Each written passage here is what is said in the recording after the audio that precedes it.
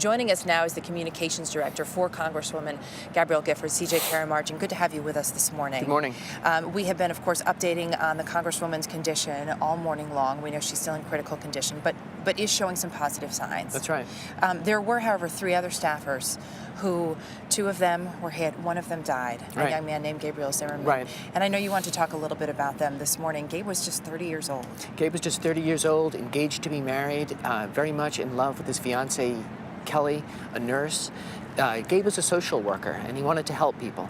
The Congresswoman wanted to help people. That was her idea, is her idea of public service.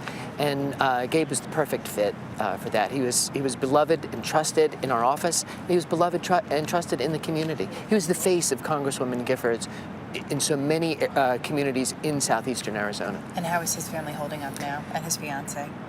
It's very hard. It's very difficult. 2 other staffers were wounded.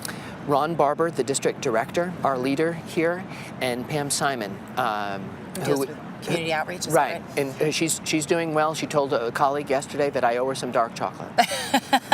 Oh boy, that's, She's got it coming. I'm sure you will be happy to deliver that. Yes. This has obviously been a very busy and rather fluid last couple of days, not right. even quite 2 days at this point. Mark Kelly, who is the Congresswoman's husband, came out with a statement this morning. Right. And one of the things I noticed he mentioned at the end, he said, there's little we can do but pray. But then he also touched on a couple of things that were really close, or are really close to the Congresswoman's heart, the Tucson Food right. Bank and the American Red Cross. And so the work continues even as we are watching and waiting for more on the recovery. Right. Gabrielle Giffords is a generous spirit. Giving to the food bank, giving to the American Red Cross at a time of tragedy is something that she would want this community to do.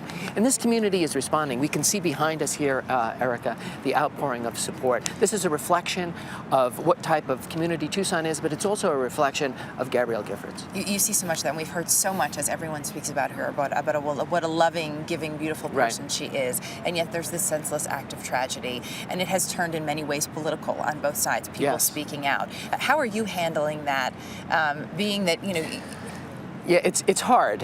When I heard Speaker Boehner, who spoke eloquently about my friend Gabe, I did a John Boehner. I couldn't stop crying.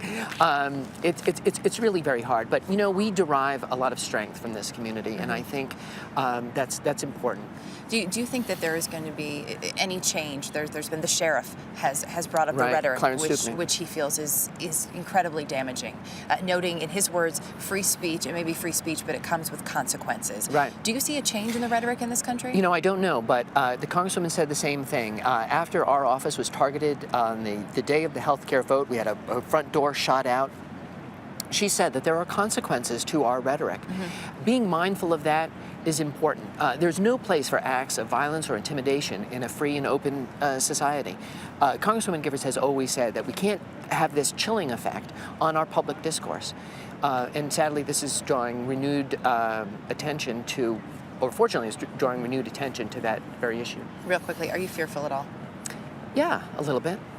The statement you mentioned, we were in the office last night.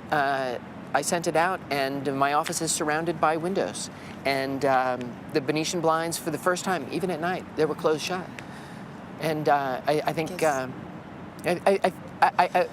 there's a risk, but we will, as Speaker Boehner put it, we will survive this. Thanks for being with us. Sure, this morning. thank you. Appreciate Thank you, CJ.